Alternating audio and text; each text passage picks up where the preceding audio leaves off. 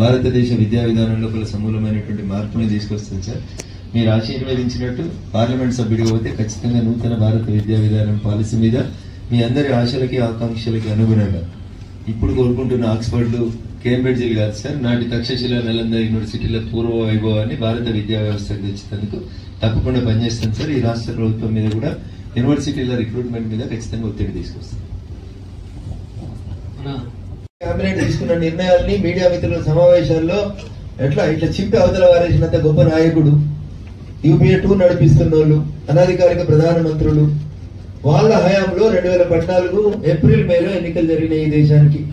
ఒకవేళ ఈవీఎంలను ట్యాంపర్ చేసే శక్తి భారత ప్రభుత్వానికో భారత ప్రధానమంత్రికో ఉంటే భారత ప్రభుత్వం తీసుకొచ్చిన జీవోని చింపి డస్ట్బిన్ వేయగలిగిన రాహుల్ గాంధీ గారు ఎన్డీఏని ఎట్లా అధికారులకు రానిచ్చిందన్న 273 సీట్లు ఎట్లా వచ్చినాయన్న? ఒకవేళ ఆ శక్తి మాకుంటే కర్ణాటకలో కాంగ్రెస్ అధికారంలోకి ఎట్లా వస్తుంది, కేరళలో పినరసు విజయన్ ఎట్లా వస్తాడు, ఆడ పశ్చిమ బెంగాల్లో దీది ఎట్లా వస్తుంది, తెలంగాణలో ఈ రేవంత్ రెడ్డి ఎట్లా వస్తాడన్న? ఆడ లేక మధ్యలో ఓడిందని చేతనైతే లేదు కాబట్టి రేపు ఓడిపోతే ఏం చెప్పాలో అర్థం కాక ఇప్పటి నుంచే భాష్యాలు ఎత్తుకుంటున్నారు తప్ప ఏడుందన్న. ఈవీఎంలను ట్యాంపర్ చేస్తే దీదిని రాణిస్తామా అన్న? పినరసు విజయాన్ని గెలవనిస్తామా? కర్ణాటకలో బీజేపీ ప్రభుత్వాన్ని ఓడగొట్టుకుంటామా? తెలంగాణలో రేవంత్ రెడ్డిని రాణిస్తామా? ఇందాక మా కపిల్ భాయ్ రవీందర్ గారు అడిగినట్టు 63 సీట్లు మేమే దిద్దుకుందాం కదా, దిద్దుకోలేదు కదా అన్న. కాబట్టి ఇవన్నీ ఏంటంటే రేపు ఓడిపోతున్నామని ముందే తెలుస్తుంది కాబట్టి, వాళ్ళ 6th సెన్స్ వాళ్ళ భవిష్యత్తుని చెప్తుంది కాబట్టి, 3 అంకెలలోకి వాళ్ళ పార్టీ రాలేకపోతున్నటువంటి విషయం వాళ్ళకి తెలుసు కాబట్టి, రేపు చెప్తే జనం నమ్మరు కాబట్టి ఇవాళ నుంచే చెప్తా ఉన్నారు. పోనీ రాహుల్ గాంధీ గారు ఈ 10 సంవత్సరాల్లో పార్లమెంట్ సభ్యునిగా మాకు ఈవీఎంల మీద విశ్వాసం లేదు, ఈవీఎంల సిస్టమ్ బంద్ చేద్దాం, మళ్ళీ పాత 4 రోజుల్లాగా బ్యాలెట్ పేపర్లు తీసుకొద్దాం అని వాళ్ళ పార్టీ తరఫున ఒక ప్రపోజల్ పెట్టనుండే, ఓ ప్రైవేట్ బిల్లు పెట్టనుండే, అప్పుడు చర్చ జరుగుతుండే, ప్రజలందరూ చూస్తుండే.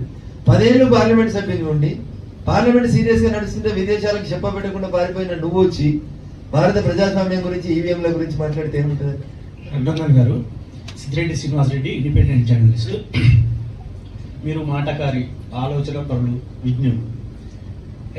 నేను అడిగే ప్రశ్నలు 2 కూడా మీకు వర్తిస్తాయి.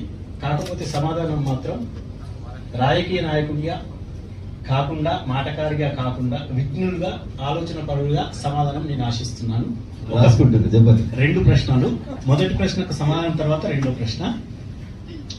అంటే నిన్న జరిగిన, అంటే ప్రతి కార్యక్రమంలో చూసినటువంటి వేదిక పైన కానీ, ఈవెన్ టీవీ డిబేట్లలో కానీ ఎక్కడ చూసినా పార్టీలు మారిన వాళ్ళదే హడావుడి, పార్టీలు మారిన వాళ్ళే స్టేజ్ల మీద మాట్లాడడం. నిన్న మెదకు బహిరంగ సభ చూసినట్టుంటే, ఒక పార్టీ బహిరంగ సభ చూసినట్టుంటే ఆ వేదిక మీద ఉన్న వాళ్ళు ఒక్కరు కూడా, ఒక్క వ్యక్తి కనిపించినంత, మిగతా వాళ్ళందరూ కూడా పార్టీలో మారి